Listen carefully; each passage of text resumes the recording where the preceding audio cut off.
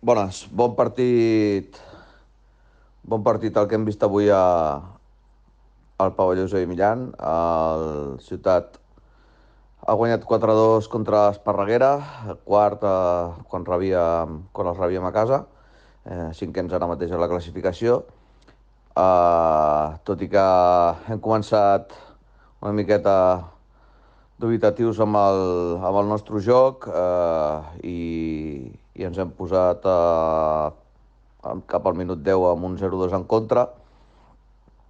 L'equip s'ha sapigut ordenar i, i hem començat a treballar el que havíem estat preparant durant la setmana, i a la mitja part ens hem anat amb un 1-2. A la segona hem fet un parcial de 3-0 i finalment hem guanyat el partit per 4-2. Bé, una bona victòria que ens treu de la zona baixa de la classificació, però amb tot molt ajustat.